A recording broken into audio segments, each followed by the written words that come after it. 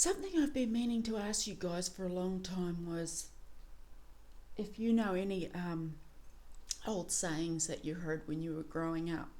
Most of you are probably too young. I'm talking about the old sayings, like one I used to hear all the time from my aunties and my mother was, "Oh my giddy aunt."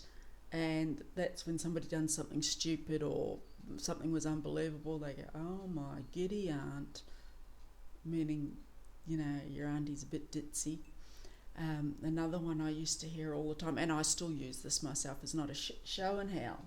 If something's not going to happen, they don't have a shit show in hell of that happening. Where on earth that came from, I don't know.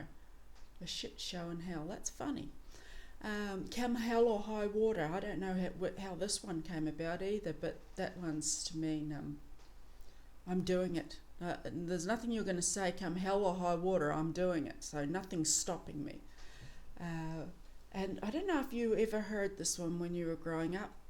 Some of you might be too young, but there was one often said was mind your P's and Q's, which means mind what you say, be careful of your language. And this came from the pubs in England in the old days. They used to serve pints and quarts, and when they used to get too drunk, the barmaid would yell out, "Mind your pints and quarts," and thus came the word saying, "Mind your P's and Q's." The last one I'm going to say, there's probably heaps more that I just can't even remember, is mind your own beeswax. That means mind your own business. And this came from, and this is really gross, this came from the olden days when the women got smallpox and they get pock marks on their face. And what they used to do was fill the pock marks with beeswax to fill in the marks. But when it got warm, the wax would run out of the pocks. And it wasn't done in those days to say that your face is getting messed up.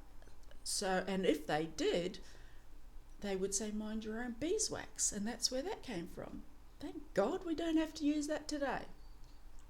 Anyway, if you've got any, please let me know. Thanks, bye. Smile.